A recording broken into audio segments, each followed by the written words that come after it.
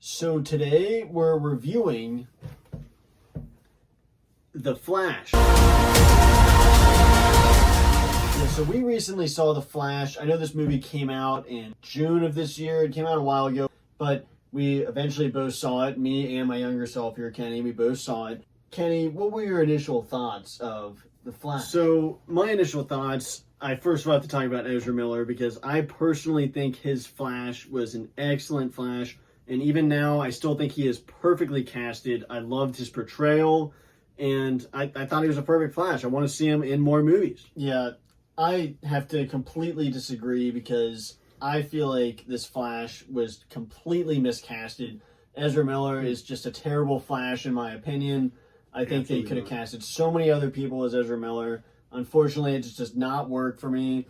And the younger version of this Ezra Miller was just annoying as crap. Nothing worked. I hated his actor, and we should not have seen this movie for sure. So today we're reviewing The Flash. The Flash came out earlier this year, and we never got around to seeing it. I was interested in seeing this movie at first, and then just time went by, and stuff with the DCU kind of made us not as interested because we didn't know what was connected, what wasn't. Obviously, there's a lot of crazy stuff going on with the actors of this movie, so there's a lot of stuff going on. But we did end up seeing this movie. So, Jake, what were your initial thoughts of The Flash? Yeah, this is similar to the Shazam Fury of the Gods movie, which I saw it through HBO. This time, actually, I didn't see it on demand. It was just on one day, and it happened to be coming on right as I had turned it on. So I was like, okay, I'll sit and watch this through. And obviously, if there wasn't the situation going on with the DCU, we would have saw this in theaters without a doubt. I mean, it has our favorite Batman in it. It has a lot of things you would like it to see it in a movie like this. It's kind of like DC's version of Spider-Man No Way Home a little bit with the connecting of you. Not the same, but like same principles as far as like connecting universes and seeing what they might do. And I would have to say that I definitely enjoyed this movie a lot more than I thought I was going to. And even with all the stuff going on in the universe, it was still a good movie to enjoy, and there's a lot to like about it. Even though it wasn't great, but I definitely think it was I thought it was an okay movie. Honestly, this movie, there's so much I liked and then so much that bothers me. It just keeps going back and forth. There's so many things I like about this movie and then so many things that bother me. They conflict so much, but overall I thought this was a good movie. And I had a good time during this movie. I wouldn't say this is the top of the superhero movies at all. But for all the hate that this movie was getting and all the boycotts about this movie based on what the actors were doing, there's a lot of stuff on the side with this movie. But I thought it was good. I thought this was overall a good movie. Why don't we go into our positives of the movie? Yeah, the positive that was surprising me was Ezra Miller as the Flash. I mean, now there's two different versions of him, and I think you're right. The one from the past was supposed to be a lot more annoying because it was him before he had the powers and all that. But I thought the main lead, honestly, in both roles, Ezra Miller did a good job with the character. And there was definitely a very emotional storyline that was going on that got me invested in his plot and like what was going on with his character arc. And there was a lot of really cool sequences in it. And obviously, if he didn't do a good job with that character, this movie would have definitely fallen flat and not been good at all. But the action was good, and there was just a lot going on with different characters. I mean, there's two different versions of Batman in it, at least. A lot to go on, and for this movie to only be a little over 2 hours, I feel like it fitted in there pretty well. Like I said, it had me invested. I really was not bored with the movie. Yeah, I mean, I liked all the I liked the additions. I liked the callbacks to previous movies, and the connective tissue of this movie that connects it to the rest of the DCU that we know of. And like I said, this fits into the little bit, I'd say middle of the pack with the DCU movies, in my opinion. Not DC all time, but like in the DCU, this fits right in the middle, in my opinion. It's definitely not towards the top tier, but it's I think it's leaps and bounds above the bottom of this universe. Yeah, I'd agree. My main positives with this movie is Ezra Miller as the Flash. Ezra Miller as the Flash, the original Flash in this movie, I thought was excellent. Like I said, in Justice League, I thought he was really good. I know a lot of people have had a problem with him. I thought he was great in Justice League, and then the Flash in this, I thought was great. He's just a perfect Flash to me. He really is. And it's unfortunate with the stuff going on outside of the movie, because this probably won't be able to continue. Now, the younger version was very annoying, so this is like a double-edged sword here, because the original version, it's so smart of them to play that off of the other one, making the original one annoyed of the old one, the young one. But I thought he was excellent. I loved the scenes with him. He was hilarious, in my opinion, and he fits as the Flash. There were some cool action scenes, some cool effects, some cool things, the way they expanded the universe. I liked the crossover of different characters. Michael Keaton was a big positive as Batman. And then there were really cool new abilities they introduced in this movie. I thought, like you said, the emotional tone in this movie was really emotional. I mean, there are very sad moments in this movie, and I was invested in all the characters. The Flash sells it. The end of this movie was very, very emotional, and they make some really difficult decisions for the characters to deal with, and they go some different routes with a story that I did not expect, and I thought were really good. So there's a lot of positives, but why don't we go into our negatives with the movie? Yeah, negatives for me, there really wasn't anything that bad about it, which is why my negatives are more nitpicking. And with the character Ezra Miller and the Flash, it's kind of like it's a very joking like character as far as the lines coming out of him. So for the emotional beats to hit as well as they did is definitely a testament to the movie. But with the amount of jokes and stuff being thrown your way, not all of them land. But I would definitely say the majority did land in this movie. But yeah, his actor and his like that character, you're gonna have lines that don't land, and it's just a constant like. There's a lot of comedy going on in this movie. Yeah, I wouldn't say it's a comedy, but it definitely it leans more that way.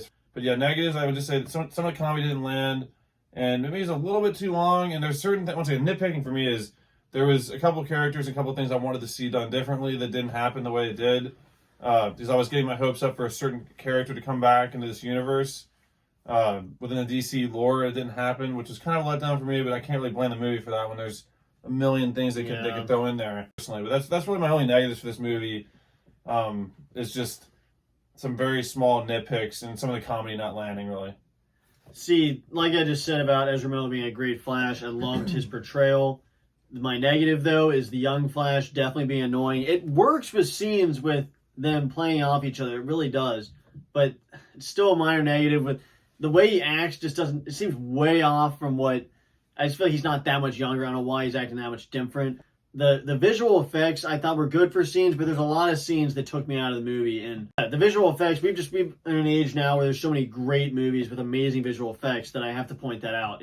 It took me out of certain scenes. Here's one negative. I really thought they were going to cross over more with the Batmans, because I thought my favorite Batman, personally, Ben Affleck, was going to work together with Michael Keaton. I thought that from the trailer, so I was really hoping for that, so that's kind of disappointing. Supergirl had some good scenes, but I do think she kind of didn't need to be in the movie. I don't know, it was kind of just she had a couple cool scenes, but she wasn't in it that much, and...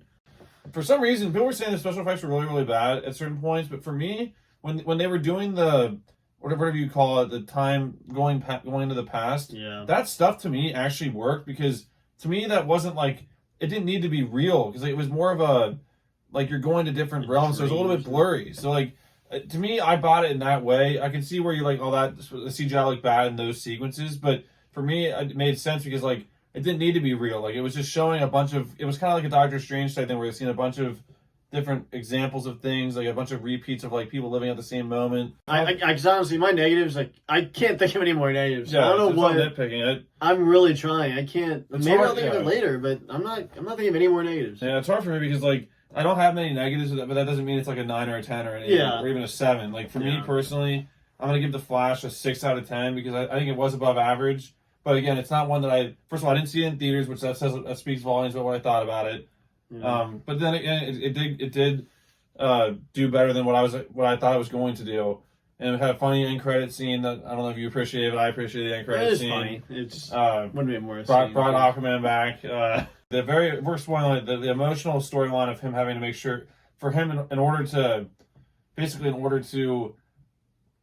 not mess things up, he basically had to let his mom die, which is really hard. Like for him, that was his point, to go back and save his mom. You want to make everything perfect, and that just shows the growth of his character. Like he did that for the betterment. He could save his mom for the betterment of himself, but that's not going to help the grand scheme of things of what's going to go down. The opening to Batman, Michael Keaton's Batman was done pretty well with slow motion food items. That's true. How is he's making slow motion spaghetti. hair instead of beads? It's freaking grapes now. One sandal. I mean, it was interesting. But yeah, I would give The Flash a 6 out of 10.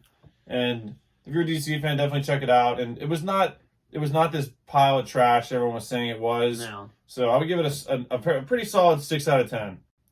And obviously, everyone is entitled to their opinion. No, everyone has their own opinion to their movie. Film is subjective. But I definitely disagree with many critics that a lot of people are trashing this movie because I think The Flash, Ezra Miller, was just perfect. I think he's a great Flash. He was hilarious for scenes. He doesn't know how to run, but that was one thing. He runs really weird. I don't know why that's a thing, but other than that, I'm a runner, so I don't have the best form, and he does not know how to run. But that set aside, I thought he really sold the aspects, the emotional tones between him and his mom, trying to go back in time to save her. And that was a very well done scene and was really emotional. And I was so invested in these characters and this story that I don't know how I'm so invested in the story and the characters. The main actor works for me as the Flash. It was cool seeing the different scenarios. There's so many positives with this movie. I would definitely watch this again if it was on, for sure. I'll give this a solid 7.5 out of 10 because I thoroughly enjoyed this movie, and there's not really many negatives. I would have liked some of the visual effects to be better. I would have liked to have seen maybe a better action scene at the end.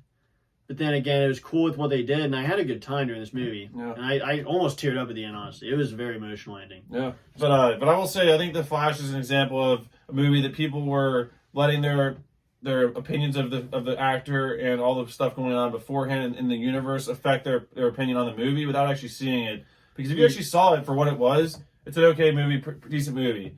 The movie, like I've said before, the movie couldn't help what was happening outside of the movie. The movie was already made. It was filmed. You can't CGI the character out. I mean, they had no option. They had no choice. I definitely think there was an overreaction to the movie for sure. Because if you take all other nonsense stuff out of it, it was a decent movie, and it was not the big pile of trash everyone was saying it was. And also, I mean, there's a really cool shot of Nicolas Cage's movie as Superman, which how often do you get to see Nicolas Cage as Superman with hair blowing in the wind, cape flapping? How can you complain about Nicolas Cage as Superman fighting a giant spider? I want to see that movie. I want to see a spin-off of that. Thanks for watching, guys, and we'll see you guys in the next video. Bye, guys.